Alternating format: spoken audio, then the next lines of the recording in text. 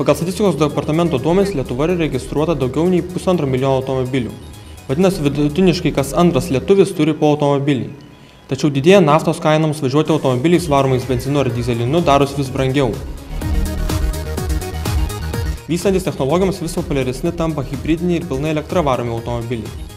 Kauno Dariaus ir Girėno aerodrome vyko KTU organizuota transporto paroda, kurioje buvo pristatyti ir išbandyti ekologiški automobiliai.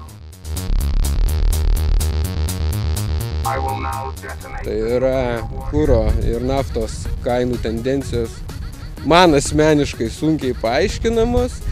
Kvietime rašiau, kad per 2 metus naftos kaina atpigus 34%, benzinas kolonėlėse pas mus pabrango 5%. Kuo tai pagrįsti? Man nepatinka tokios tendencijos, aš ieškau kitokių sprendimų. Šitie vyrai daro tą patį. Tai palyginimui, jeigu 100 km šitą mašiną pravažiuoti benzino kainuoja apie 30 litrų, tai elektra 8 litrai. Tai yra kiekvieną 100 km yra maždaug taip taupoma 22 litrai. Parodoje buvo ištirtos elektrinio automobilio Audi A2 dinaminės savybės.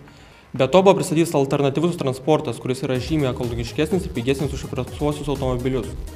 Tokie automobiliai pasižymė dideliu ekonomiškumu. Jeigu taupiai važiuojant, tarkim, užmesti gali iki litro, iki pusę litro sutaupyti. O dėl galios tai yra iki 5% prieaugis.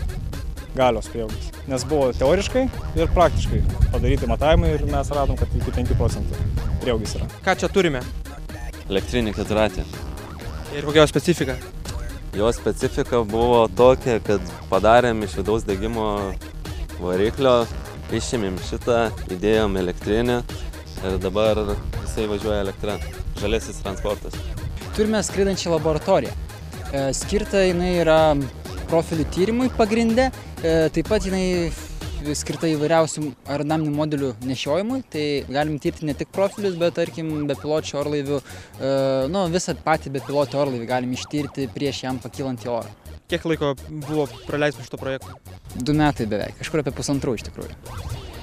Šiemet renginys įvyko spontaniškai, tačiau didėjant ekologiškų automobilių paklausai, tokius renginius planuojama rengti ir ateityje.